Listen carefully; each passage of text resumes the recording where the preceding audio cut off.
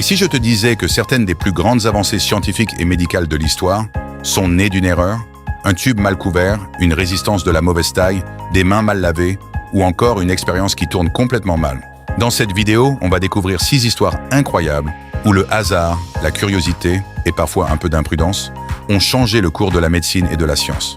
Accroche-toi, certaines de ces découvertes vont te surprendre. Numéro 1. Rayon X. En 1895, un physicien allemand du nom de Wilhelm Röntgen travaillait avec un tube à rayons cathodiques. Malgré le fait que le tube était couvert, il a vu qu'un écran fluorescent à proximité brillait lorsque le tube était allumé et que la pièce était sombre. Les rayons illuminaient en quelque sorte l'écran.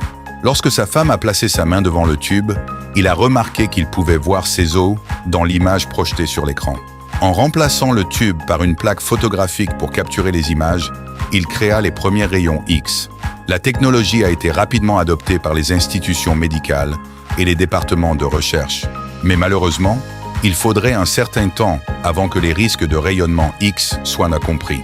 2. L'édulcorant artificiel. La saccharine, l'édulcorant artificiel, est environ 400 fois plus sucré que le sucre. Il a été découvert en 1878 par Konstantin Fallberg, qui travaillait actuellement sur une analyse du goudron de houille au laboratoire de l'université Johns Hopkins d'Ira-Remsen.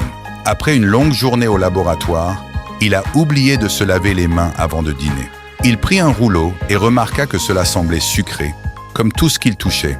Il est retourné au laboratoire et a commencé à goûter les composés.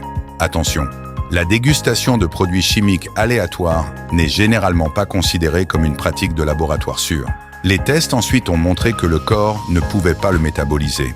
Ceci dit que les gens ne prenaient pas de calories en mangeant de la saccharine. En 1907, les diabétiques ont commencé à utiliser l'édulcorant en remplacement du sucre et il a rapidement été étiqueté comme édulcorant non calorique. Numéro 3.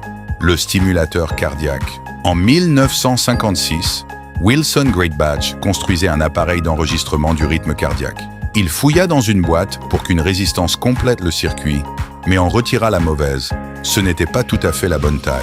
Il a installé la résistance mal ajustée et a remarqué que le circuit émettait des impulsions électriques. Cela lui fit penser au moment du rythme cardiaque.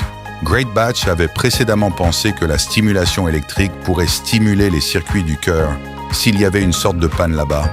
Ce nouvel appareil lui a fait penser qu'il pourrait être possible de créer une version suffisamment petite pour fournir réellement cette stimulation. Il a commencé à rétrécir son appareil et le 7 mai 1958, une version de son stimulateur cardiaque a été insérée avec succès dans un chien.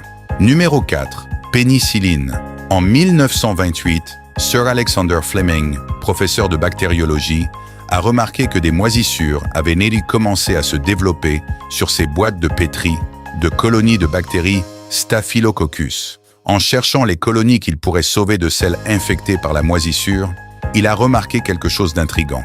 Les bactéries ne poussaient pas autour du moule. La moisissure s'est en fait avérée être une souche rare de Penicillium notatum qui sécrétait une substance qui inhibait la croissance bactérienne. La pénicilline a été introduite dans les années 40, contribuant à ouvrir l'ère des antibiotiques. Numéro 5. Viagra.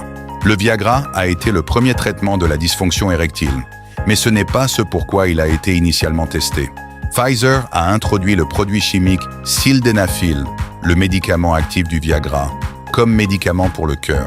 Au cours des essais cliniques, le médicament s'est révélé inefficace pour les maladies cardiaques. Mais les hommes ont noté que le médicament semblait causer un autre effet, des érections plus fortes et plus durables.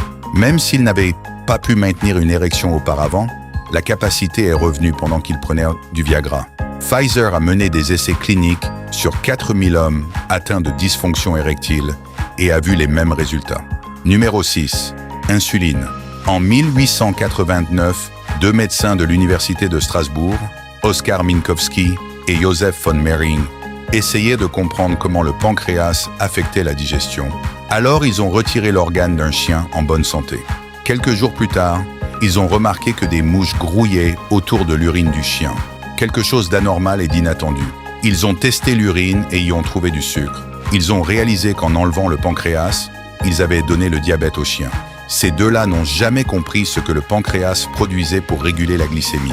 Mais au cours d'une série d'expériences survenues entre 1920 et 1922, des chercheurs de l'Université de Toronto ont réussi à isoler une sécrétion pancréatique qu'ils appelaient insuline. Voilà, tu l'auras compris. De la pénicilline au stimulateur cardiaque, en passant par le Viagra ou l'insuline, beaucoup des progrès qu'on utilise encore aujourd'hui n'étaient absolument pas prévus au départ. Ce qui prouve que dans la science, l'erreur n'est pas toujours un échec. Parfois, c'est le début de quelque chose d'extraordinaire. Si cette vidéo t'a plu, n'hésite pas à liker et à t'abonner pour découvrir encore plus d'histoires fascinantes. Et toi, quel est